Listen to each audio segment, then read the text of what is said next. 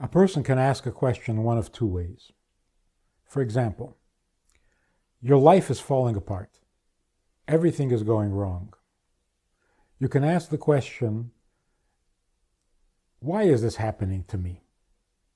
What does God want from me? Which basically is a complaint. It's a kind of a pathetic question. Woe is me. That's one way of asking the question. The other way of asking the question is, my life is falling apart. What's the meaning? What am I supposed to make of it? That's a much more useful question and can bring productive results. What does God want of us when things are difficult, when things are impossible? There's a famous Hasidic story about a man who came to his Rebbe and described the disasters that had befallen him. His factory broke down, his life is basically a misery. And as a result, he can't pay his bills, he can't give the charity that he used to give. People who worked for him now don't have a living. It's a big mess. So the Rebbe said to him, you have described in great detail what you need from God. But what is needed from you, of you, you haven't mentioned at all. And the man changed his life. He became a different person. When we feel that we have many needs that are not being met, that are not being satisfied, what is God trying to tell us? That this is a partnership. You do what I need from you, and I do what you need from me. When you're doing what I need, then I do what you need. It's a partnership. So if you work for me, I have to provide for you. So instead of worrying about what you're getting or not getting, worry about what you are supposed to be doing, and then I'll take care of the rest. Or in different words, what happens to us, we don't really have free choice. We can't decide whether our business is going to fall apart or not, whether there's going to be an economic downturn. We can't control that. That's not our obligation. It's not where we have freedom of choice.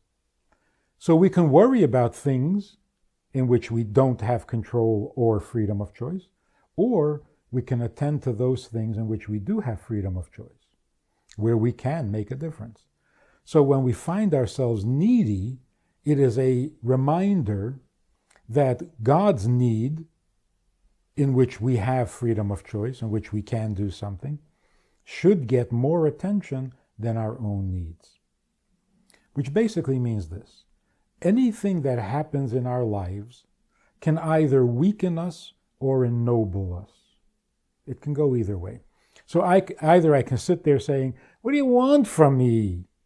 I don't like this. I can't take this. Or you can say, if there's a challenge in this, if there's something I can do, then I will rise to the occasion and I'll do it. So it can either ennoble me or destroy me. And the same is true when something happens that is very embarrassing. You can either be humiliated or you can be humbled. Humiliated, not so nice.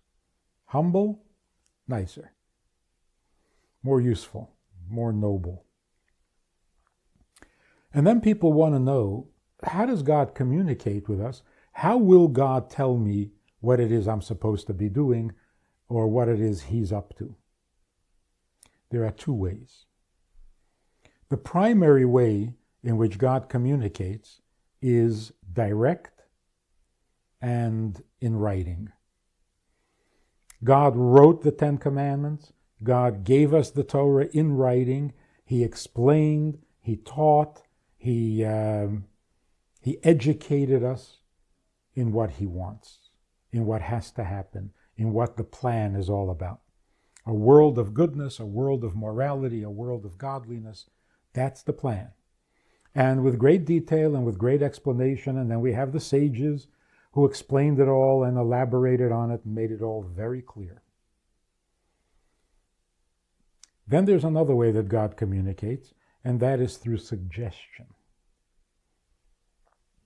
When you find yourself in a certain place, God is trying to tell you something. You find yourself in a certain circumstance, God is trying to tell you. God puts you on the path in which you need to be. He gives you the tools that are necessary for your particular job. So if you find yourself talented or capable or blessed in a certain area, take a hint. That's where God needs you. If you find yourself in a certain place, whether you chose to be there or not, take a hint. God is trying to tell you something. He needs you here. He needs you this way. He needs you to do it with what he gives you. So if God gives you money, more than you need, then you use that to serve him. God gives you wisdom, more than you need, then be a teacher. God gives you time, more than you need. Well, then devote some of that time to him. So we take a hint from divine providence, and we take lesson and wisdom from God's Torah. Now, the things that God tells us in the Torah, we don't have too much leeway. When it comes to a hint, there's a little more of a leeway. God gave you money, you're not so big on charity, but you're being a good teacher. God can work with you that way too. So there's a benefit, there's a virtue to discovering what God wants from what he says, rather than looking for hints. Sometimes looking for hints can get a little crazy, a little superstitious, a little too hung up on details. So the best way, the preferred way, although it's not the only way, the preferred way to know what it is God wants, simply listen to what he says. He speaks clearly. He speaks loudly. You just have to listen. And that is in the Torah, in the written Torah, and through the sages who were empowered to explain it and to lay it all out for us, so that there is no doubt. It's a clear path. And so in the olden days, before the Torah was all developed and explained, God would have to come to people and say, go here, come with me, I'll take you, do this, don't do that. But now that he has said it all, now that he has written it all, now that it's all available and we know exactly what he wants, now he trusts us to just go ahead and do it.